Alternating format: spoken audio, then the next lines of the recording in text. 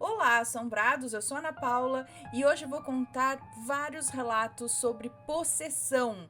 Temática, relatos de possessão, parte 3 já, né? Porque tem outras temáticas aí só com relatos de possessão. Ok, espero que estejam todos bem. Vou pedindo para deixar o like no vídeo. Não se esqueça da Loja Assombrada e se ainda não é inscrito, se inscreva no canal. Lembrando também que todos os nomes de todos os relatos já estão trocados. Então vamos ao primeiro deles, que é este daqui. Meu irmão foi possuído. É uma moça que nos conta. Oi, Ana e assombrados, me chamo Fulana. Já havia enviado um relato sobre o dia em que a minha mãe foi possuída, mas como mencionei antes, a minha família é muito sensível a questões espirituais, especialmente o meu irmão. Na época em que isso aconteceu, morávamos com a minha avó. Nesse dia estavam comigo meu namorado, que hoje é meu marido, minha irmã mais nova, meu irmão caçula e a minha avó. Eu estava na sala com a minha irmã, conversando, enquanto meu irmão mais novo e meu namorado estavam na cozinha jogando Free Fire. Meu irmão mais velho estava no quarto, arrumando seu guarda-roupas. Bom, Ana, foi tudo muito rápido.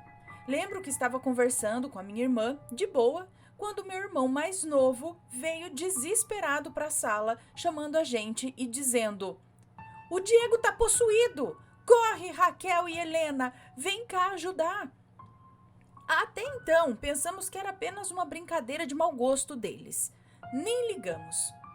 Foi quando eu ouvi ele gritar pelo meu namorado, dizendo: "Joel, me ajuda, o Diego tá se batendo no chão." Um pouco antes disso, lembro que meu irmão chamou minha irmã e disse que não estava se sentindo bem, deixando o celular com ela desbloqueado. Eu e minha irmã corremos para o quarto do Diego para ver o que estava acontecendo.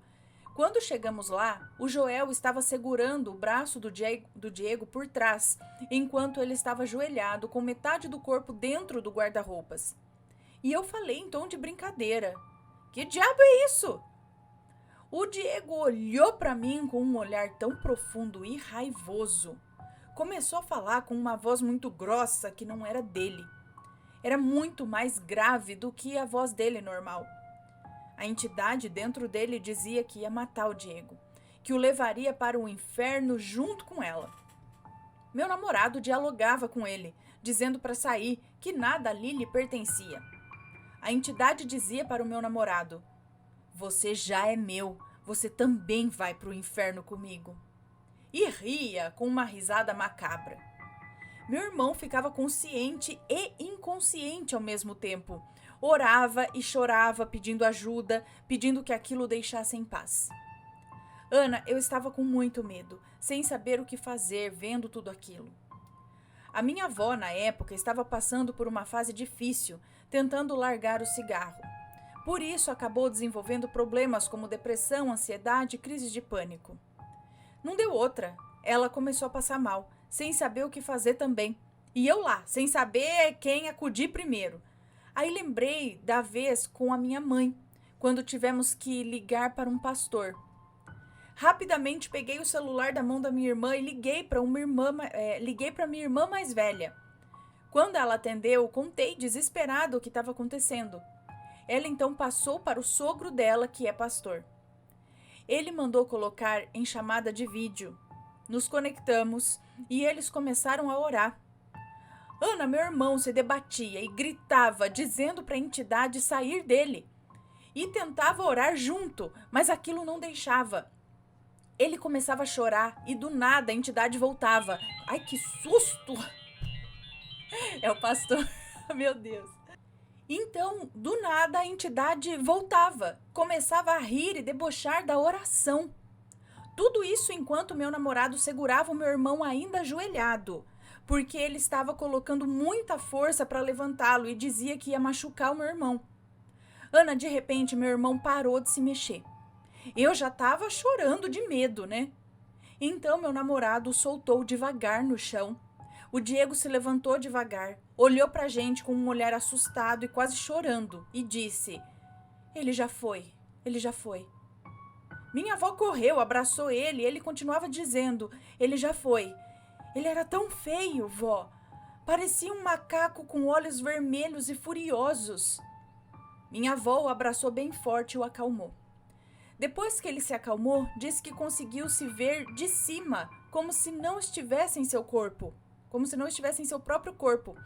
Bom, nós agradecemos ao pastor e às pessoas que estavam ali pelas orações e desligamos. E pasmem, eu estava segurando o celular quando a chamada foi desligada. No contato da minha irmã, na parte onde se escreve a mensagem, havia um kkk. E ninguém escreveu nada, nós só ligamos. Eu só sei que esse dia foi sinistro. Meu namorado foi para casa todo assustado, coitado. Bom, Ana, esse foi o meu relato. Um beijo para você, muito obrigada. Mas o que aconteceu? Por que do nada isso aconteceu com ele? Aconteceu outras vezes? Nunca mais aconteceu? Foi algo pontual?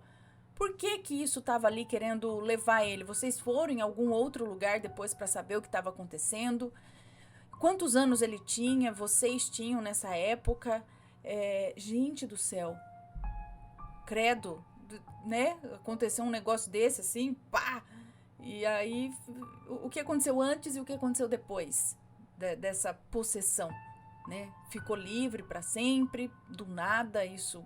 Por que isso veio, né? Bom, credo.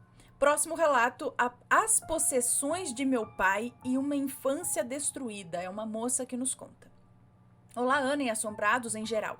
Me chamo fulana, mas sei que vou ser chamada de fulana. Bom, minha história começa nos anos 2000, com o casamento dos meus pais. Eles eram jovens e vizinhos, morando na zona rural de uma cidadezinha no interior do interior nordestino. Após 2 anos, eu vim ao mundo, fruto de uma gravidez difícil, quase resultando na morte da minha mãe ou minha.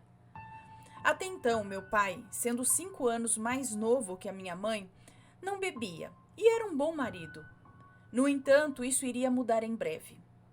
Quando fiz 5 anos, o meu pai começou a beber, a passar quase todos os finais de semana fora, só parando para aliviar a ressaca. Com o tempo, ele foi mudando conosco dentro de casa. Minha pobre mãe descobriu que a responsável por essa mudança era uma prima legítima do meu pai, que frequentava a nossa casa e até me dava presentes. Ou seja, uma maledite? Meu pai, com o tempo, foi ficando cada vez mais agressivo, chegando cada vez mais bêbado. Por muitas vezes, ameaçou colocar fogo no carro que possuía, sendo impedido por mim, que entrava no veículo para tentar impedi-lo e esperar ele se acalmar para colocá-lo dentro de casa. Quando aconteciam festas de rua nas cidades vizinhas, o meu pai se arrumava, pegava o carro que a minha mãe pagava metade e enchia de mulheres. Depois disso, Ana, ele começou a chegar em casa mais agressivo, ameaçando a minha mãe muitas vezes. E o pior de tudo, Ana, ele rangia os dentes, mas rangia como um animal prestes a atacar. Ele costumava usar um crucifixo de prata, e nesses episódios ele mordia o crucifixo com força. Não parecia ele, Ana. Ai, credo. Certa vez, um terço com contas marrons que ele usava no pescoço estourou do nada, parecendo que tinha sido puxado com força. Como meu pai ficava cada vez mais ameaçador com a minha mãe, ela, ao ouvir o barulho da moto ou do carro se aproximando, corria para o mato, às vezes esperando o amanhecer para voltar para casa. Perdi as contas de quantas vezes adormeci com ela no mato, de tanto cansaço, tentando colocar o meu pai para dentro de casa e esperando ele dormir. Minha mãe não confiava e só voltava para casa quando ele pegava no sono pesado. A primeira possessão. Certo dia, que me recordo com nitidez, contra a minha vontade, né? Só estávamos eu e minha mãe em casa. Como já era de costume, quando meu tio e um amigo do meu pai chegaram com ele de moto, com o meu pai no meio dos dois. Pensamos logo que se tratava de mais uma bebedeira. Mas quando o puseram em cima da cama, aquilo que estava em meu pai se manifestou. Ana, aquilo urrava com ódio. A cama dos meus pais era daquelas de ferro, antigas, com a cabeceira formando várias flores em espiral.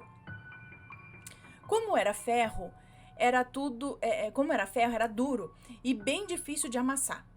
Mas aquilo conseguiu dar voltas no meio das mãos arrancando uma das flores e deixando a outra totalmente retorcida. Não contente com isso, aquilo deu um chute no meu tio, que bateu com força na porta do guarda-roupas que ficava do lado da cama. Nessa época eu ainda era novinha e via tudo isso do sofá da sala, sentadinha e tentando entender, com a cabeça de criança, o que estava acontecendo. Vendo aquilo, minha mãe pediu para o meu tio chamar minha avó, católica, fervorosa, e me levar para dormir na casa dela, querendo evitar que eu visse o que ainda estava por acontecer. Quando cheguei na casa da minha avó, ela me deixou sob os cuidados de uma tia solteira que mora com ela, ou morava com ela. E mais que rapidamente, ela subiu para minha casa com um terço, um catecismo bem antigo que ela possuía e uma garrafa de água benta. Acabei pegando no sono e a minha avó só retornaria para casa na manhã do dia seguinte.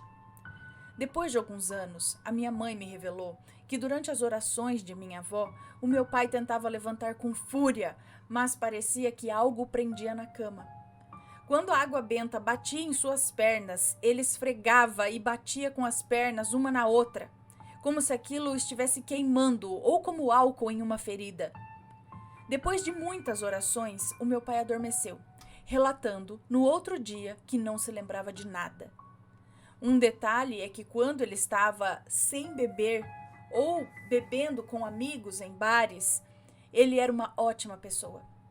Aquilo parecia dominá-lo quando ele botava os pés em casa. Essa foi a primeira vez de muitos acontecimentos pesados que ainda estavam por vir. Eu vou parar por aqui, Ana. Caso os assombrados queiram a segunda parte do relato, eu relatarei. Obrigada por ler, Ana. Um beijo pra você, muito obrigada. Então parece que aí tinha o dedo de uma maledite, pelo que eu entendi. Essas coisas aconteciam quando ele chegava em casa. Era pro circo pegar fogo dentro de casa. Entendi. Bom, já aconteceu algo parecido com vocês? Conta aí pra gente. Vamos pro próximo relato, que é possessão da minha amiga na escola. É uma moça que nos conta também. Oi, Ana e assombrados, tudo bem? Já enviei 2 relatos para vocês e agora estou compartilhando um da minha mãe. Eu não lembro exatamente quando isso aconteceu, mas eu e meu irmão sempre estudávamos juntos na mesma escola e na mesma sala de aula. Quando eu faltava, ele também faltava. Na nossa sala havia uma moça crente, franzina e baixinha, com quem eu sempre me dei bem nos intervalos. Em um dia específico, decidi não ir à escola, e meu irmão também preferiu ficar em casa. Parecia que era um daqueles dias em que Deus estava nos protegendo, evitando que fôssemos à escola. E isso acabou sendo uma boa decisão, como vocês logo entenderão. Me contaram o que aconteceu no dia seguinte. Me contaram o que aconteceu somente no dia seguinte. Bom, algumas pessoas estavam no banheiro fazendo a brincadeira do copo, quando a minha amiga passou por lá. O espírito maligno que havia sido evocado ou invocado, na brincadeira pareceu incorporar nela. Ela começou a agir de forma estranha, falando coisas incompreensíveis, e seu comportamento se tornou completamente diferente. Alguns tentaram ajudá-la, inclusive uma professora de história que era um bandista, mas ela não teve coragem de intervir. 5 rapazes tentaram contê-la, 5, mas foram surpreendidos pela força da menina, que os derrubou com facilidade. Testemunhas descreveram a cena como surreal, pois como que uma mocinha tão franzina conseguiria derrubar 5 homens? Diziam também que a voz dela soava horripilante. Até um padre foi chamado, mas nem ele conseguiu expulsar o espírito maligno que a possuía. Foi então que decidiram chamar o irmão dela, que frequentava um centro espírita. Ele foi o único capaz de libertá-la da influência daquele espírito. No dia seguinte, todos na escola olhavam para ela com compaixão, coitada, pois estava visivelmente abatida. Eu não me afastei, eu tentei confortá-la, dizendo para ignorar os olhares e comentários maldosos dos outros, mas confesso que eu fiquei com medo de que o espírito retornasse, o que acabou não acontecendo, graças a Deus. Enfim, é isso, obrigada por ler, Ana. Um beijo para você, muito obrigada. Então, essas brincadeiras atraem Não vai atrair anjo da guarda, não vai atrair espíritos evoluídos, né? É só o que tá por ali, o que tá arruaceiro, essas coisas. E, de repente, ela era mais sensível no momento ali. Por algum motivo, ou por conta de sensibilidade mesmo, algum tipo de mediunidade, ou então porque ela estava passando por algum momento, não sei, ela estava mais aberta no momento e foi ali que pegou, entendeu? Por isso é muito perigoso, isso não é brincadeira. Comunicação com o além não é brincadeira, tá? Então vamos para o próximo relato, que é este. Seria uma doença mental ou possessão? É uma moça que nos conta também. Olá, Ana e queridos assombrados. Relembrando a minha infância, quase adolescência, os meus pais brigaram... Relembrando minha infância, quase adolescência, meus pais brigaram e se separaram. Foi uma fase muito difícil que mudou muitas coisas na minha vida e na vida de uma única e grande amiga de infância. Vamos aos fatos. Quando os meus pais se separaram, a minha mãe e eu fomos morar na casa do irmão dela, em um bairro próximo. A casa tinha 2 andares e nos fundos morava a irmã da mulher desse meu tio.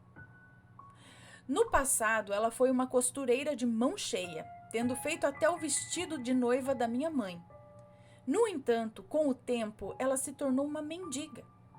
E pior, levava para casa animais mortos e os deixava dentro do seu quarto. Isso causou um grande problema de saúde pública, pois o cheiro insuportável fez com que os vizinhos a rejeitassem. Ana, ela andava suja, com piolhos e com fome. Meus tios trabalhavam fora, minha mãe também, e eu, depois que voltava da escola, arrumava a casa da minha tia. Um dia, essa pobre coitada entrou pela cozinha me dando o maior susto. Ela estava fedida, mas me mostrava um sorriso com dentes estragados. Ana, eu a conheci mentalmente sã e tinha um carinho por ela. Ela havia perdido seus filhos gêmeos, que aos 4 anos de idade pularam da janela do 2º andar. Após essa tragédia, ela foi piorando sem tratamento. Pedi para ela entrar, preparei um prato de comida e a deixei comer em paz. Ana, ela comeu com as mãos sujas, desprezando o garfo que eu havia deixado ao lado do prato. Sentou na sala e ficou se balançando no sofá, falando coisas desconexas e fazendo um barulho estranho com a boca. Ana, eu tinha 12 anos e fiquei com medo dela. Sentia um medo sem motivo, com a impressão de que ela iria me agredir. Então eu comecei a falar o Salmo 91, que eu havia aprendido com a minha avó materna. Ana e queridos assombrados, ela me olhou fixamente e com uma voz grossa e alta me mandou calar a boca. Aí sim, eu estava apavorada. Continuei falando o salmo e ela começou a se retorcer. Caiu no chão e se arrastava como uma cobra. Eu estava a ponto de ter um infarto ali, mas ao mesmo tempo eu tinha medo de parar e ela pular em cima de mim. Eu achava que enquanto eu repetisse o salmo, eu estaria em segurança. Ana, ela foi saindo como uma cobra, se contorcendo toda e saiu pela cozinha. Fechei a porta da cozinha e comecei a chorar e orar. Quando minha mãe chegou, contei tudo para ela, que me olhava assustada. Ana, essa foi a última vez que nós a vimos. Ela sumiu de casa. Até hoje, não sei o paradeiro da pobrezinha. E penso, estaria ela possuída ou era um típico distúrbio de doença mental? Afinal, o trauma de perder os filhos daquela maneira deixaria qualquer mãe maluca. E um detalhe, a tragédia da morte das crianças aconteceu de repente, quando ela largou a religião que seguia. Ana, esse foi o relato da irmã de uma tia casada com meu tio. O que será que aconteceu com ela? Como uma pessoa some assim? Será que fui culpada pelo desaparecimento dela? Quero suas opiniões com respeito, por favor. Não, de maneira nenhuma você foi culpada pelo desaparecimento dela. Eu não sei se tudo isso envolveria algo maior, algo mais sombrio do que a gente imagina que há, entendeu? As 2 crianças ao mesmo tempo do 2º andar, sozinhas, saltarem. com 4 anos de idade, tudo bem, saltar ou cair é muito perigoso, realmente. Acidentes com criança acontecem, por isso que a gente tem que ter o máximo de cuidado, porque tem criança que se afoga em balde de água. E é verdade. Então, todo cuidado e atenção é pouco. Então, pode acontecer mesmo, e é lógico, devido a uma tragédia desse tipo, né, a pessoa perdeu o juízo também, é compreensível. Mas, e essa... qual que é a palavra? Revolta? Não, com o salmo. Com ela recitar uma oração. E esse movimento dela se contorcer e sair rastejando, porque ela tá falando um salmo. Eu acho que se fosse só mentalmente... E aí, as coisas com as crianças, coincidentemente, aconteceram quando ela largou a religião, que eu não sei que religião que é. Não sei o que aconteceu aí. Será que existe aí um tipo de cobrança por alguma coisa que ninguém sabe que ela fez ou na religião? Não sei, né? A gente vê umas histórias desse tipo, né? Talvez não tenha nada a ver, mas o segundo que ela tá citando aqui, eu não sei. Então é difícil dizer de longe. Pode ser que foi sim um problema, né, mental dela. Pode ser que seja assim algo espiritual, pode ser as duas coisas, né? E ela desaparecer, sim, ela simplesmente saiu por aí, vai saber, né? Ninguém mais teve notícias, sei lá o que pode ter acontecido, né? Mas é porque ela saiu. Então, se tem uma possessão nesse caso, aquilo estava querendo acabar com ela, né? Humilhando o corpo, humilhando a pessoa. Aquilo entra ali e aí faz a pessoa ficar nesse estado. É uma humilhação para a pessoa. Que aquela entidade, aquele espírito, sei lá, faz ali. Agora, por quê? Achou um lugar... Ele achou de se achegar ali no momento de fraqueza dela, de muita tristeza, né? Por conta do que aconteceu com as crianças. Eu não sei, mas eu acho que aí há uma junção de coisas. Muito triste. Próximo relato. Um aniversário macabro. É uma moça que nos conta. Olá, Ana, tudo bem? Me chamo Fulana e eu sempre quis dizer isso. E tenho 26 anos. Mas essa história se passa no meu aniversário de 22 anos. Eu tinha um namorado que vivia dizendo que via vultos e coisas espreitando pelas portas.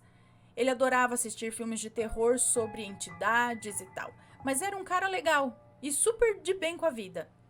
Certo dia, estávamos jogando no quarto dele e a cachorrinha, que estava no meu colo, pulou para o chão e foi em direção à porta. Nesse momento, a porta abriu com tudo e acabou acertando a cabeça da cachorrinha. Ela parou e ficou encarando algo acima da porta, sem sair do quarto de jeito nenhum. Meu namorado disse que ela devia estar vendo o que quer que estivesse lá. Eu fiquei super assustada, arrepiada, peguei a cachorrinha no colo e fomos para a sala. Com o tempo, acabei esquecendo esse episódio, mas morria de medo de ficar sozinha naquele quarto. Eu nunca dormia lá. A vida seguiu até aquela noite, que jamais esquecerei. Ana, a noite começou cheia de alegria, pois estávamos comemorando o meu aniversário.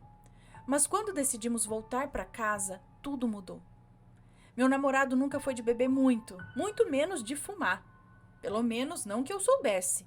Mas naquela noite ele bebeu demais e até pediu um cigarro para minha tia. Achei estranho, mas decidi deixar para conversar no dia seguinte. Chegamos em casa e preparamos um colchão para ele dormir na sala. Todos fomos para a cama, até que às 3 da manhã, meu irmão me acordou perguntando onde ele estava. Meu namorado tinha sumido. Procuramos pela casa inteira, ligamos para ele, mas nada.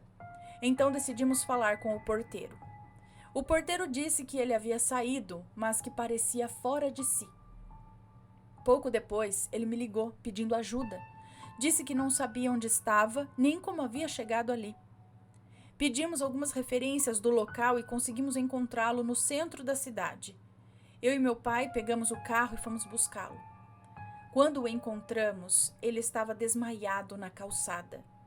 Colocamos ele no carro e tentamos ligar para a mãe dele, mas ela não atendia.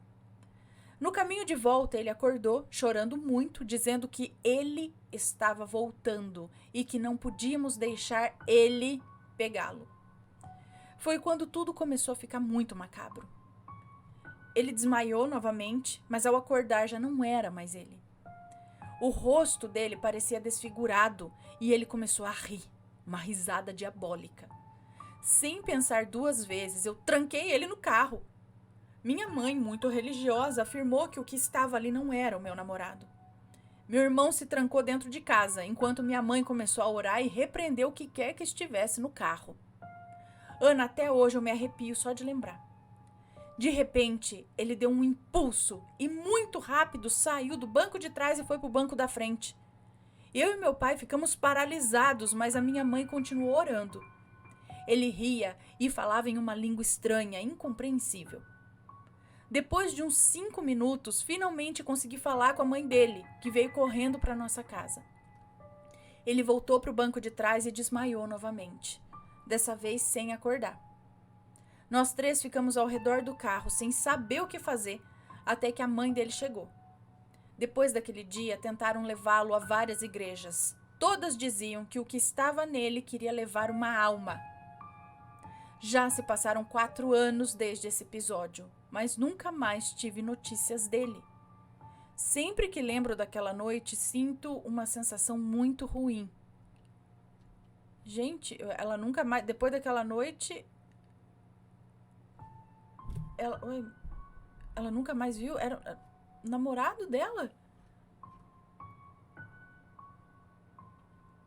Bom, essa foi a minha história. Adoro seus vídeos e sempre quis compartilhar o meu relato. Um beijo pra você. Muito obrigada. Gente, o que será que aconteceu ali? Por que que aquilo começou, né? É muito perigoso. Tem que ser investigado. Eu sempre falo que tem que ser investigado dos 2 jeitos, né? No psiquiatra e também de uma forma espiritual. Eu acho interessante os 2 ali juntos.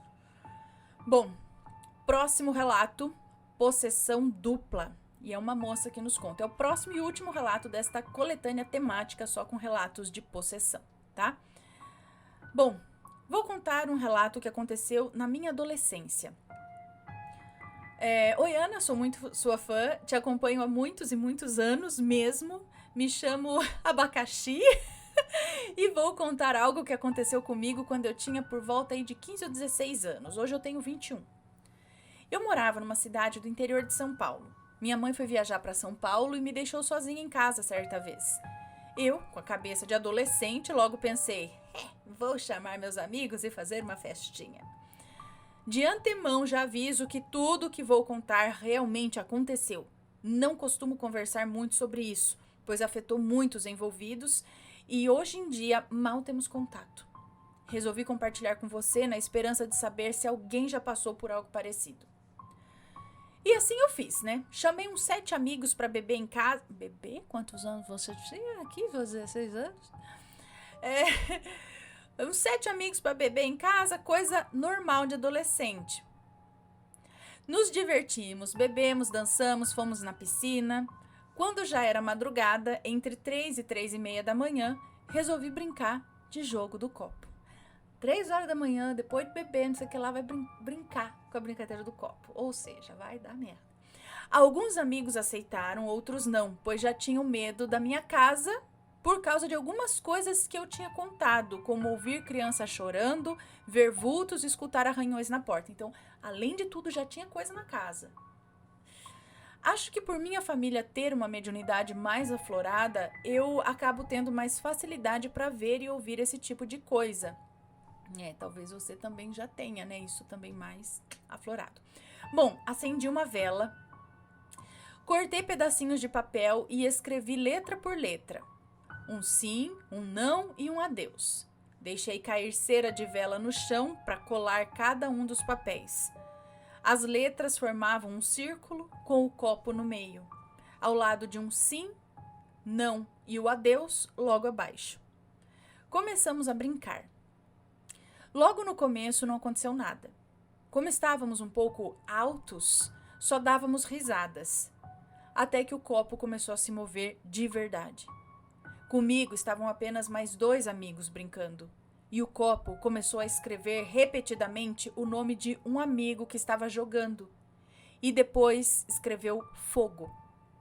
Isso se repetiu algumas vezes, até que uma amiga disse que estava passando mal e pediu pra gente parar.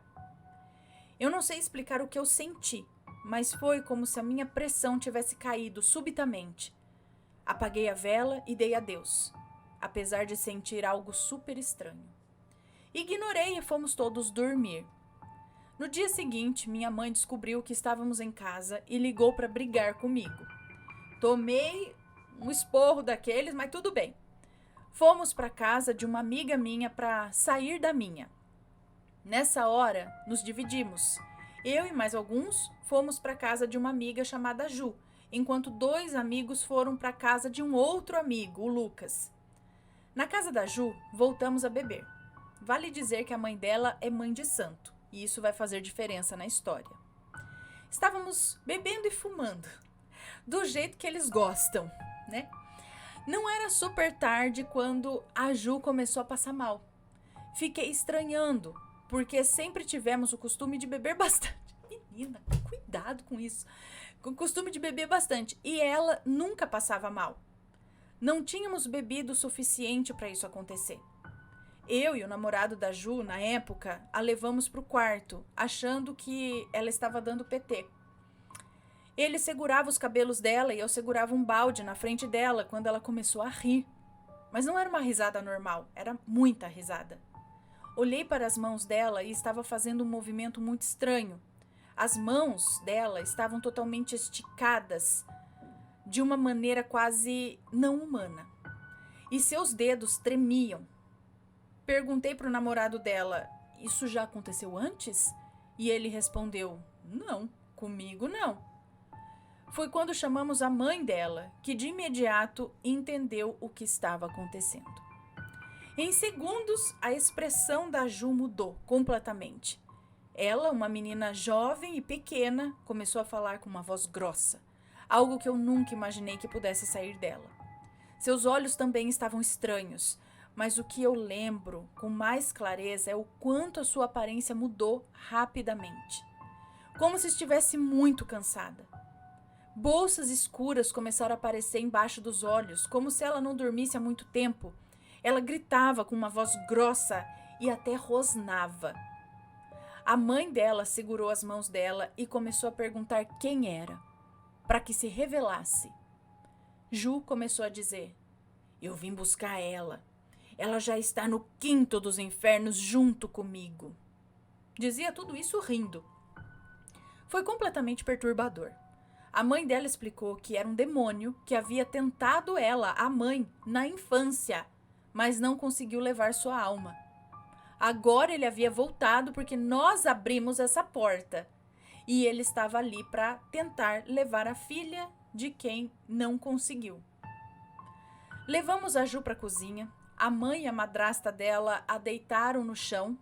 A mãe e a madrasta dela a deitaram no chão, colocaram sal grosso em suas mãos e ela gritava como se estivesse ardendo.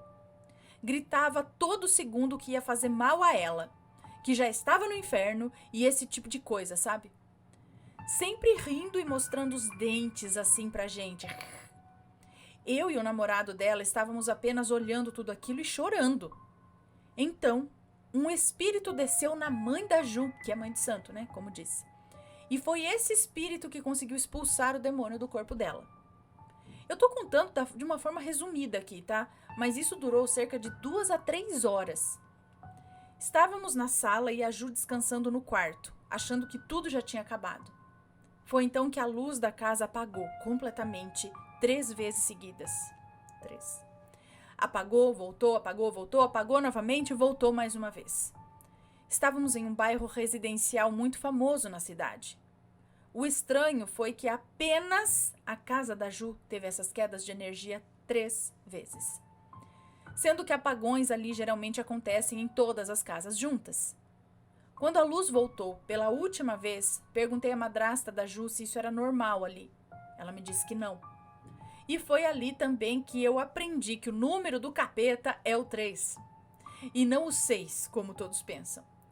Quando a luz voltou pela última vez, ouvimos de novo a risada da Ju no quarto. E novamente a mãe dela foi lá expulsar o demônio dela. Depois a mãe da Ju veio conversar comigo, mas não era ela. O espírito que havia baixado nela para nos ajudar queria conversar comigo. Disse que eu mexi com coisas erradas, que eu abri as portas da minha casa para o mal que quisesse entrar. Ele me disse que algo muito ruim estava vindo para minha vida na sexta-feira e que eu deveria passar sal grosso em todas as entradas da minha casa, portas, janelas, tudo. Disse também que o meu amigo, que foi para a casa do Lucas quando nos separamos, deveria ir ao cemitério e acender uma vela preta e uma vermelha. Não me recordo do motivo das velas, mas anotei mentalmente para passar o recado para ele. Quando fui mandar mensagem para ele dizendo sobre as velas e o que tinha acontecido, percebi que havia várias mensagens da irmã dele. Quando entrei no WhatsApp, quase pulei para trás de susto. Ele tinha sido possuído também, mas na casa dele não havia nenhuma mãe de santo ou qualquer pessoa que pudesse ajudar. Ele acabou indo para o hospital psiquiátrico porque ninguém sabia o que tinha acontecido. E precisaram de literalmente 7 homens do bairro para segurá-lo. Chamaram uma ambulância e ele foi para o hospital psiquiátrico da cidade até descobrirem o que havia ocorrido. Ele foi diagnosticado com TDI, transtorno dissociativo de identidade. Mais tarde, ele foi diagnosticado com TDI mais tarde, mas nunca mais foi o mesmo. A última vez que saímos juntos, tivemos um acidente de carro. Nesse carro estavam todos que participaram dessa história aí da possessão. O carro capotou. Ninguém se feriu gravemente, mas nunca mais eu vi nenhum deles depois disso. Que eu saiba, alguns até começaram a frequentar a igreja, já que éramos todos punks. Na sexta-feira que o espírito me alertou, eu coloquei sal grosso em todas as entradas da minha casa. Quando deu meia-noite, senti o vento mais forte da minha vida. Foi como se a minha casa fosse cair de tanto vento. Eu sentia ela balançando de verdade a casa. Meus cachorros latiram a noite inteira aquele dia, mas eu não tive coragem de sair do quarto. Quando a minha mãe chegou, viu o sal grosso e as marcas de vela no chão, mas nunca me perguntou sobre isso. Bom, é isso. Não sei se tenho mais informações sobre essa história, mas caso tenha, mando mais um e-mail. Espero que tenham gostado e, por favor, se você tiver passado por algo parecido, comente. Eu não quero ter sido a única. Por mais que essa história pareça de filme de terror, pode ter certeza que viver isso foi um filme de terror, ela é verdadeira.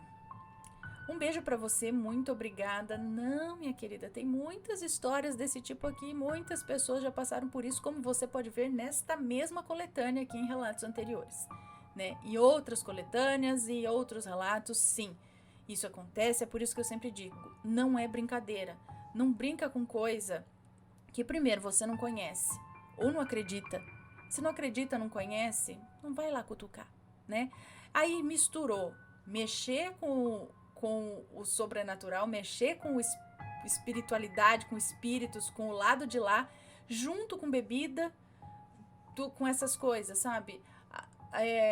O local já parecia que tinha alguma coisa ali, né? Que ela já relata ouvir coisas na casa. Então, muita coisa ali já estava propício, e aí fez a invocação, tem alguém aqui, não sei o que, começou a chamar. Aí chamou para dentro e sem nenhum preparo, né, nenhuma barreira espiritual. No caso, pode ser muito perigoso. Então já aconteceu sim com outras pessoas. E é isso, não brinquem com isso, não é brincadeira. Existem pessoas que fazem o Ouija, fazem o lance do copo, tem até de uma forma séria de comunicação, né? A pessoa tá ali, mas a pessoa às vezes tem um preparo, tem um conhecimento espiritual, tá fazendo aquilo com algum motivo, né? Sabe o que tá fazendo, e se acontecer alguma coisa vai saber o que fazer para remediar, vamos dizer assim, né? Tá fazendo aquilo com consciência, preparo. Então, aí cada um sabe de si. Mas molecada, criança, adolescente ou adulto que tá fazendo por brincadeira, por desafio, com escárnio, essas coisas, não faça isso, tá bom? Fica a dica. Pode dar ruim, pode dar muito ruim. Bom, estes foram os relatos de hoje, eu espero que tenham gostado. Um grande beijo pra você, se for comentar que seja sempre com respeito, por favor, e a gente se vê no próximo relato, ok? Beijos e fui! Tchau, tchau!